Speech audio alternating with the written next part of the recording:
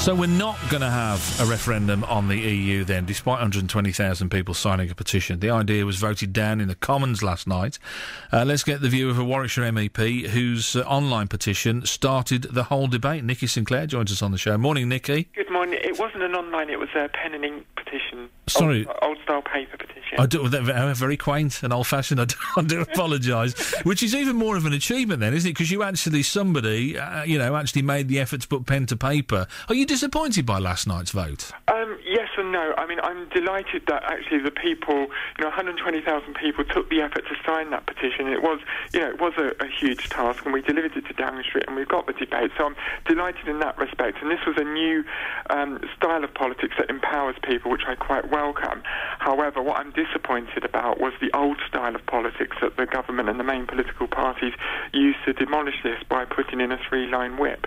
It really should have been a free vote on this to gauge the opinion of the Commons. But hasn't David Cameron and the other people who came out against this got a point that timing is the issue, because as he was making that analogy, wasn't he, in the Commons yesterday, if you heard him saying that if your neighbour's house is on fire, the initial thing is you go and help them, you don't do anything else other than that, really. Well, first of all, we are in a burning house. It's called the European Union. We should escape. Maybe we should help others escape as well, but we should escape from that.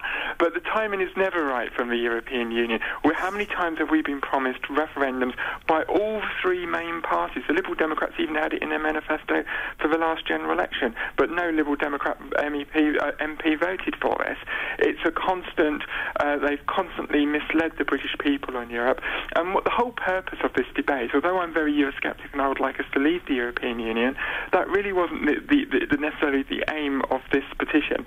What the petition actually said, we've been arguing about this for far too long, all my adult life, and shouldn't we have a full national debate about the pros and cons of our membership of the European Union, and then put that to the people in a binding referendum, and then move forward? Because I can tell you, what actually happens in the European Parliament is that you have MEPs from the three main parties going there, looking over their shoulder at British public opinion, and not doing their job correctly.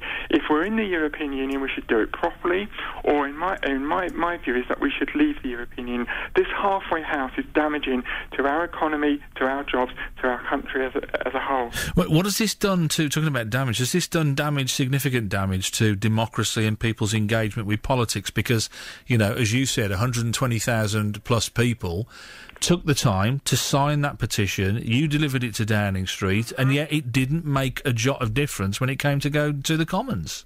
No, it didn't, and that's something the Commons has to look. If it wants to engage with the population, we can think back some years to the last Labour government and the Iraq war demonstrations, and those people are totally ignored. And it does actually, you're right, it raises a fundamental principle on, who governs who. Is it the political parties or the electorate? My view is that the electorate should be the ultimate say. And, the government have accepted the principle of referendums because they say we'll have a referendum on any future transfers to the European Union. But we've already transferred far too much. The Conservatives made us citizens of the European Union in Maastricht. That fundamentally changed our constitution in this country and changed the rights that we have as individuals. And we didn't get a referendum on that.